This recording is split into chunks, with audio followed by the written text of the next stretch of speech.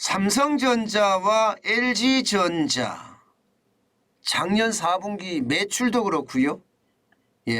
영업이익은 더더구나 대충격입니다. 매출은 좀 줄어들 수 있다 이렇게 이야기하지만 영업이익은요 어마어마하게 줄어들었습니다. 이렇게 줄어들면 대한민국의 대들보라고 이야기할 수가 있는 건데 이게 최악의 어떤 시나리오를 쓰는 것은 아닌가 그런 이야기도 나올 정도거든요. 그러니까 두렵다 하는 이야기가 당연히 나올 수밖에 없습니다. 여러분도 알다시피 대한민국의 대들보는요 뭐 삼성전자, LG전자 이렇게 이야기한다고 해서 이게 틀린 말이 아니거든요. 그런데 영업이익 줄어든 거 보세요. 전월 대비입니다. 삼성전자 4분기 영업이익 감소율을 보면 60.19%입니다. 전월 대비. 전분기 대비입니다. 전분기 대비. 전분기 대비해서 60.19%가 떨어졌다는 수치는 여러분 이게 굉장한 수치입니다. 최악의 수치라고도 이야기할 수가 있습니다. 지금까지 말입니다. 이렇게까지 줄어드는 적은 없다 이렇게 이야기할 정도로 많이 줄어들었어요. 전분기 대비해서 60.19%가 떨어졌으니까 작년 4분기를 말하는 거거든요. 이게 전년 대비로 가잖아요. 전년 대비를 보면 2021년 4분기에 13조 8천억 원이었습니다. 근데 2022년 4분기는 4조 3천억 원입니다. 그러면 70% 가까이 됩니다. 69%가 줄어들었어요. 전년 대비해 보면. 심각하죠. 게다가 말입니다. 영업이익이 4조대가 된 것은요. 지금으로부터 적어도 10년 전이에요. 2014년 3분기에 4조 600억 원을 기록한 적이 있거든요. 그때 이후로 4조대는 처음입니다. 그러니까 시장의 어떤 분위기는 아주 싸늘합니다. 시장의 예측치는요.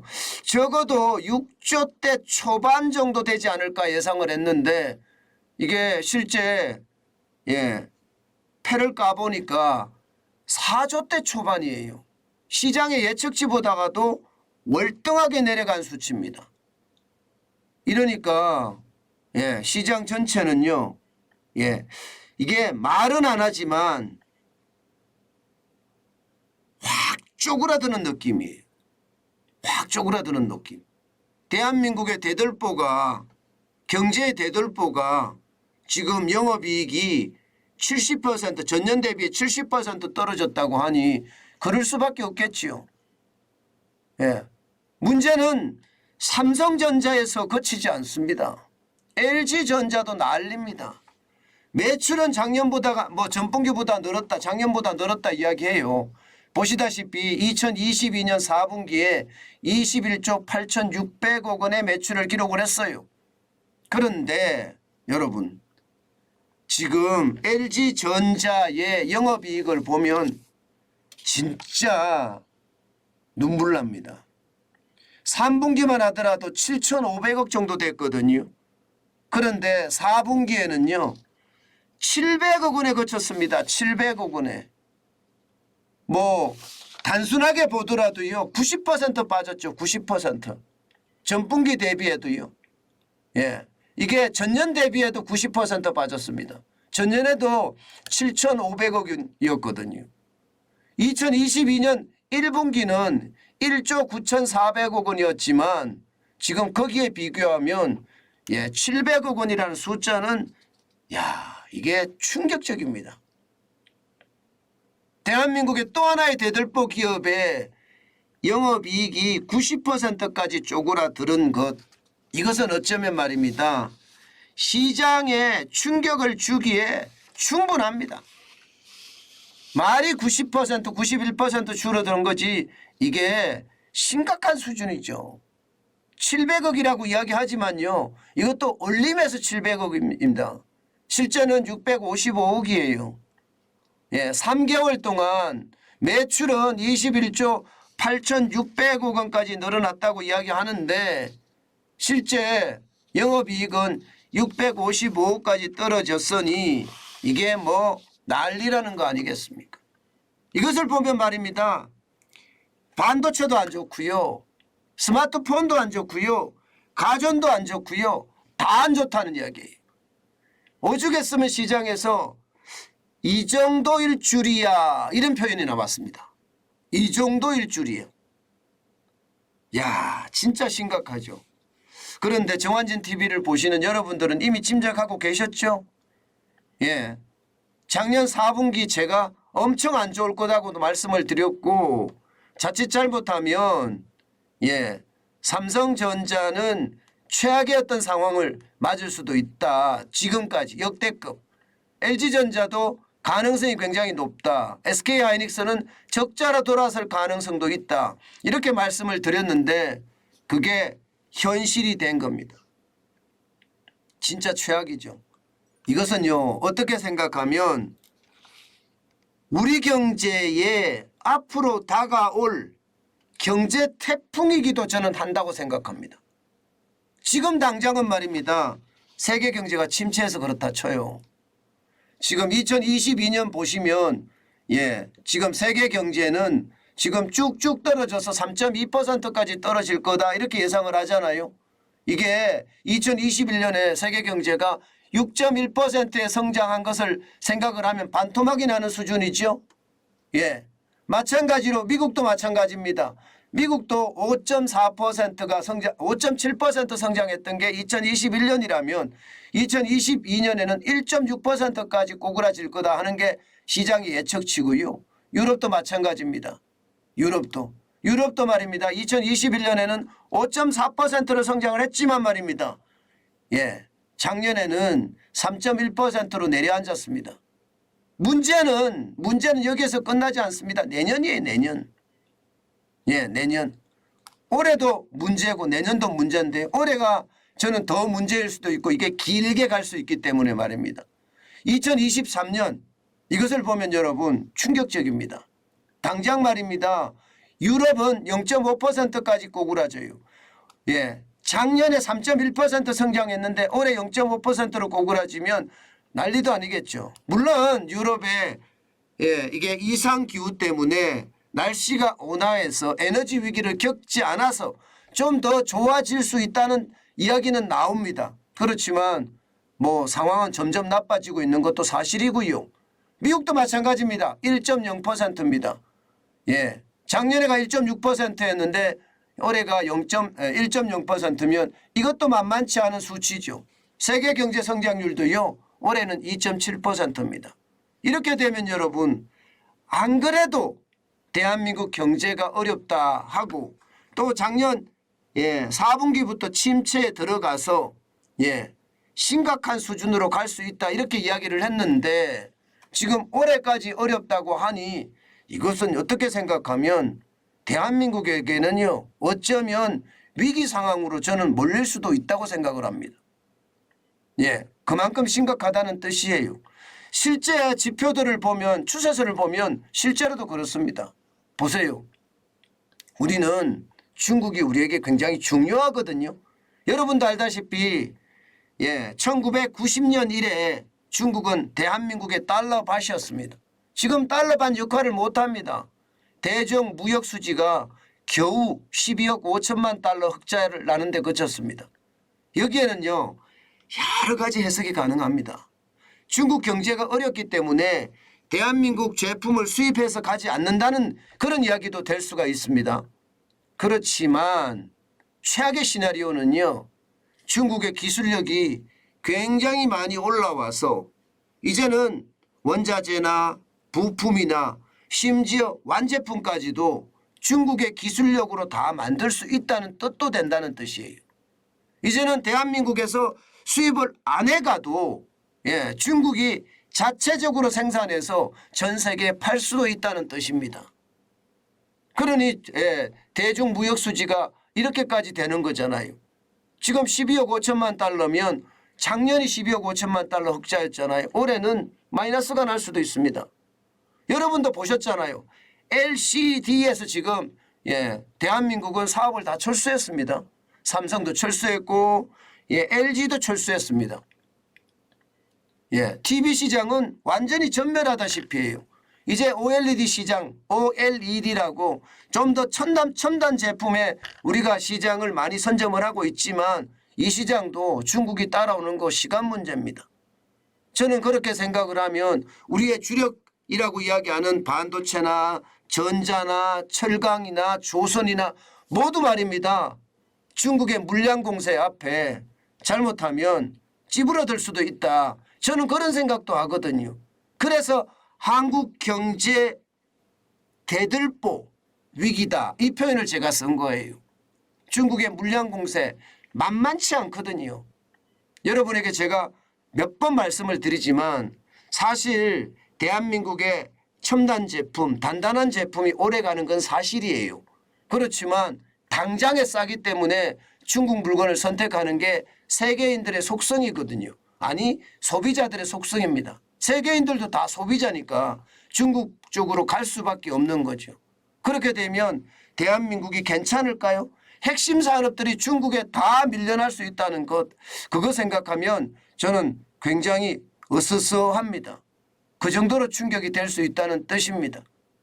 여러분 반도체도 보세요. 예, 반도체가 지금 계속 마이너스죠. 11월 달에 수출이 마이너스 29.8%, 12월 달에 29.1%입니다. 이것을 보면 문제를 단기간에 해결하기가 어렵다는 뜻이에요. 지금 이것을 봤을 때는 중국의 반도체 기술이 이만큼 따라왔다는 아니라고 읽힙니다. 그러나 중국의 경제가 몰락하고 있다는 이야기는 또 느껴지는 부분이에요. 중국 경제가 진짜 심각해질 수도 있다는, 이것도 여기에 포함이 될 수 있거든요. 예, 저는 이것을 보면서 결국 말입니다. 예, 삼성 이재용 부회장이 이야기했듯이 초격차 기술을 확보하는 길밖에 없거든요.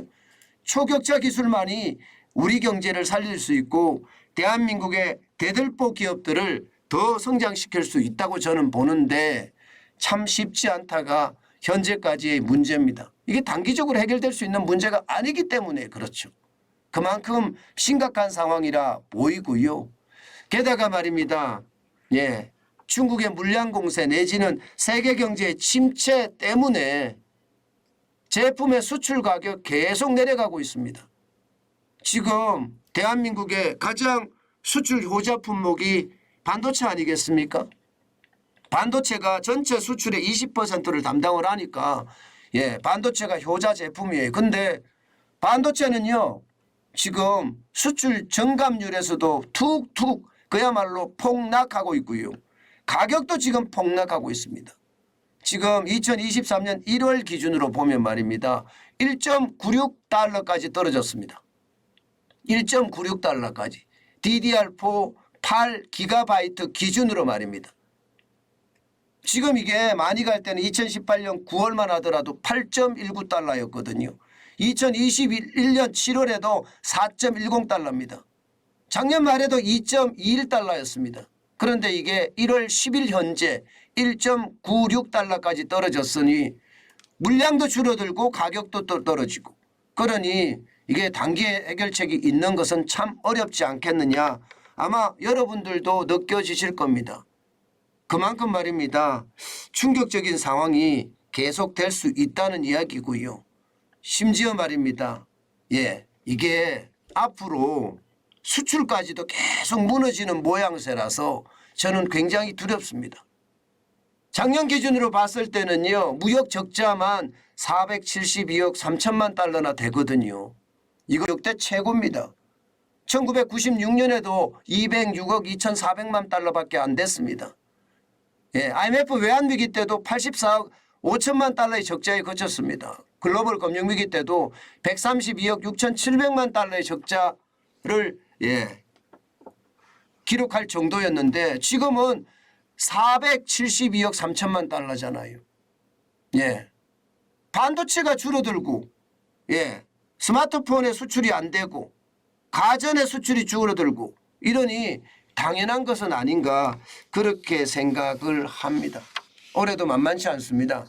올해도 지금 정부 예상치는요, 무역 적자가 200억 달러가 넘을 거다 이렇게 예상을 하고 있거든요. 그렇다면 전체적인 어떤 충격은 앞으로도 상당 기간 갈 거다 그렇게 생각을 합니다. 지금 이 문제를 해결할 수 있는 방법 하나밖에 저는 없다고 생각을 해요. 하나밖에. 이게 가장 중요한 것은 수출 다변화거든요. 이제는 중국에만 의존하지 말고요. 베트남이 지금 달러 밭이 됐던 것처럼 동남아나 또 아프리카나 남미로도 더 발전을 시켜나가는 것 그 어느 때보다 중요하지 않을까 저는 생각을 해봅니다. 아마 기업들은 절체절명의 순간이기 때문에 발바닥이 불어터도록 뛰어다니겠죠. 분명히 그럴 거라고 생각을 해요.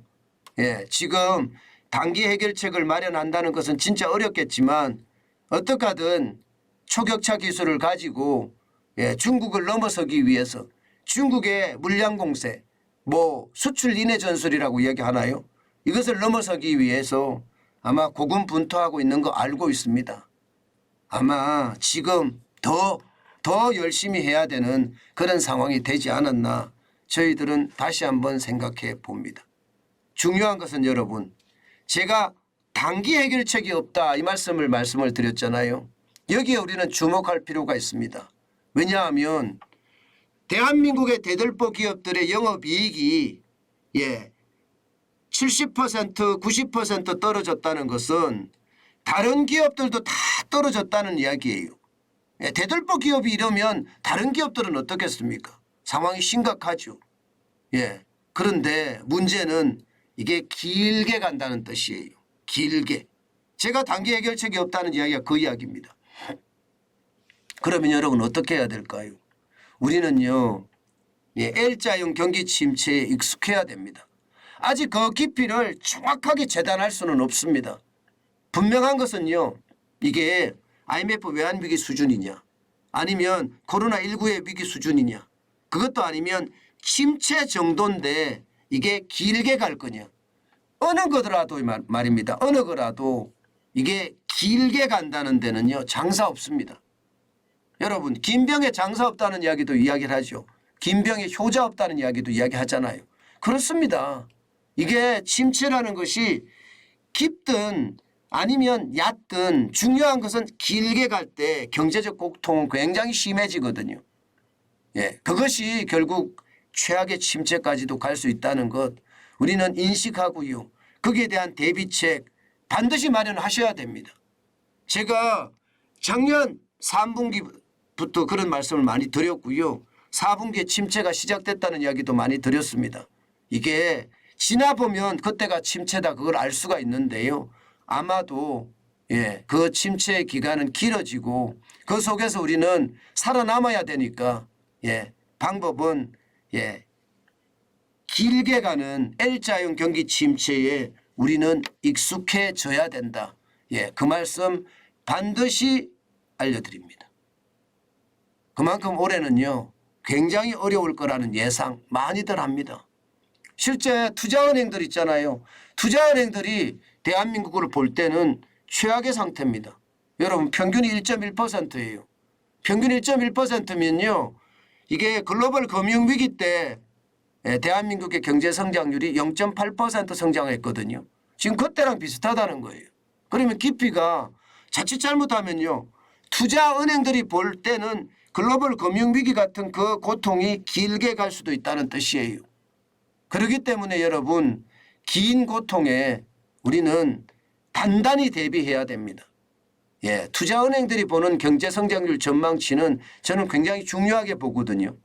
왜냐하면 이들은 실질적으로 돈을 투자해서 수익을 내야 되는 사람들이기 때문에 경제를 굉장히 냉철하게 보고요. 일반적으로는 낙관적으로 보지 않습니다. 더 비관적으로 보는 게 이 투자은행들의 전망인데 그 전망이 굉장히 나쁘다는 것. 이것은 우리가 반드시 대비해야 되는 그런 상황이 아닐까 다시 한번 여러분께 말씀을 드립니다. 그만큼 말입니다.